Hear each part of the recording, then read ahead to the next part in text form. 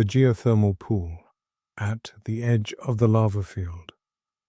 You leave the car where the gravel track gives out a small grey scar in a landscape that has gone almost entirely black and rust.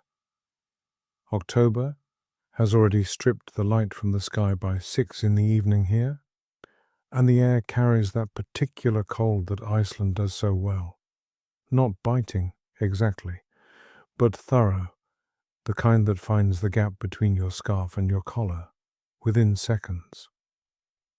The track narrows to a path, then to almost nothing at all, just a suggestion worn into stone by feet that came before yours. You walk carefully across the lava field, and the ground beneath your boots is black and cratered, frozen mid-motion, the way it must have looked the day it cooled, centuries ago or longer. Parts of the rock feel almost spongy underfoot. Other stretches look like they were poured and simply stopped, mid-pour, a long time ago. There is no one else here. You knew that before you came. This is not the kind of pool that appears on postcards, not the famous Blue Lagoon with its crowds and its swim-up bar.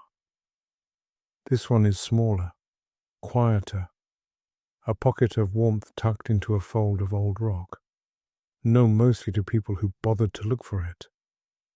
You smell it before you see it.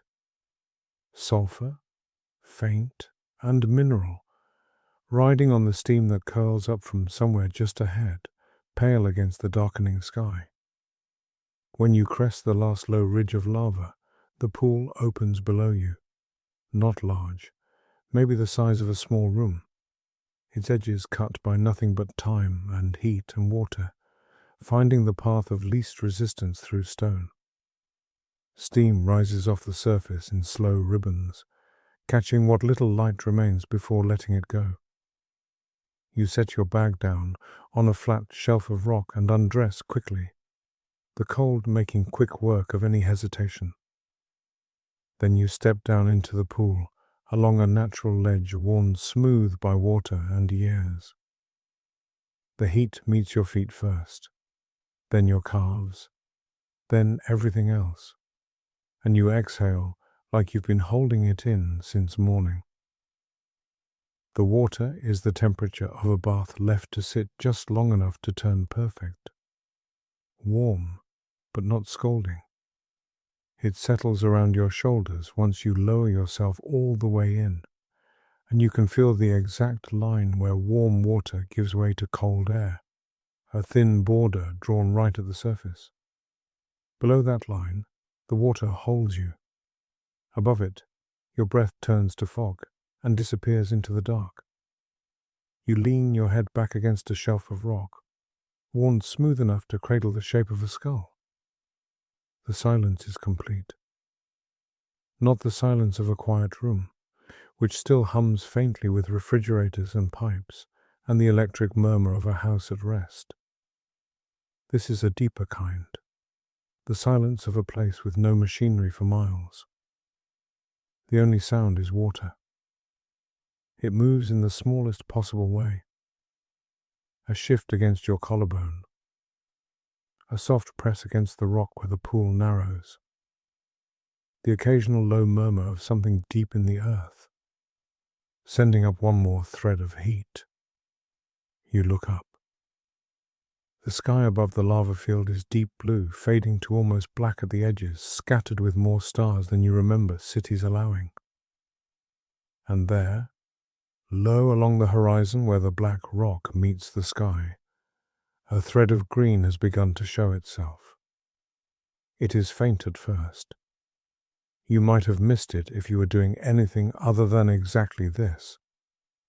Lying still in warm water, in cold air, with nothing left to look at but the sky. The green sits low and pale, barely there, like a smudge that didn't quite rub out. You don't move. Sudden movement feels like it might scare the lights away, though, of course, it can't. The aurora doesn't know you're here, doesn't know anyone is watching at all. Still, something in you settles to meet it. the way you'd quiet your steps to watch a deer that hasn't noticed you yet.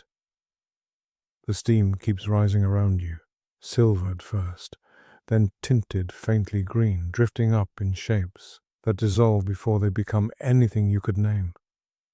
You watch one long ribbon of vapor twist and lengthen and vanish. Then another. Your shoulders have gone loose in the heat, and your hands float just below the surface, palms up, fingers slack. The lights above you begin to move. It happens the way frost spreads on a window, slow enough that you can never quite catch it in the act.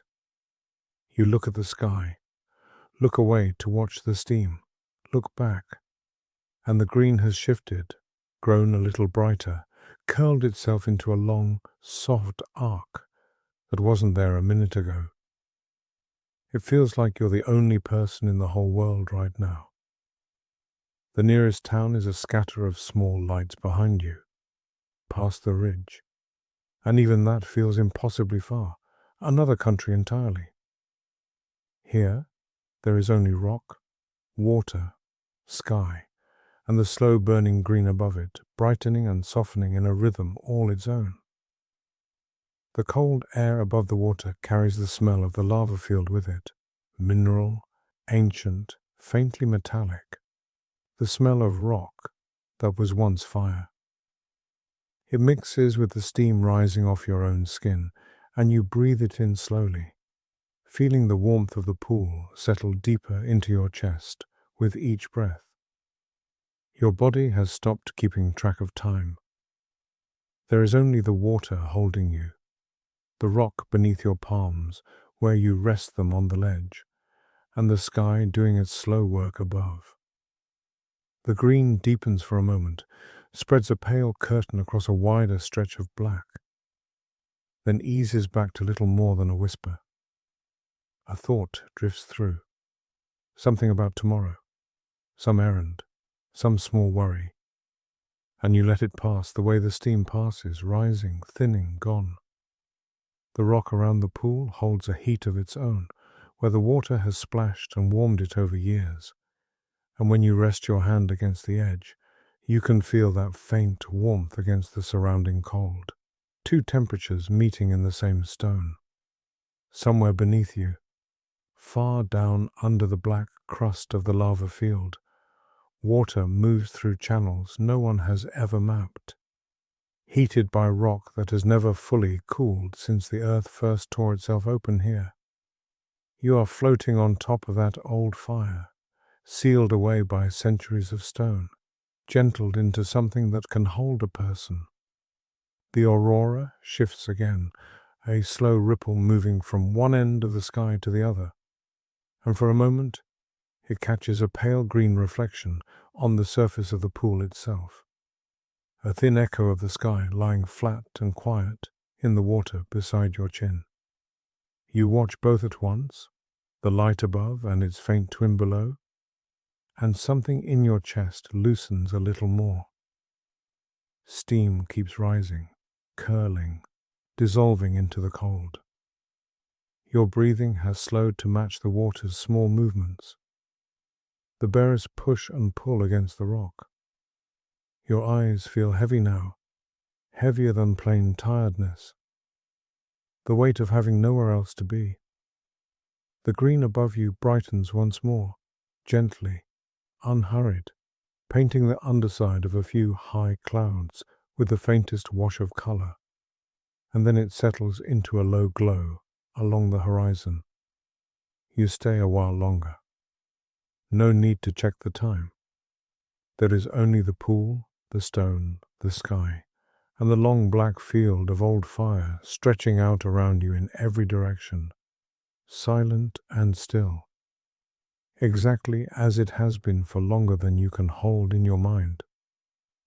If you're still here with me, I imagine you're somewhere warm and half gone already, the way that pool must have felt right before the water pulled you under into sleep. There's no need to hold on any tighter than that. I'll leave the light on for the next one, whenever you're ready to come find it. Good night.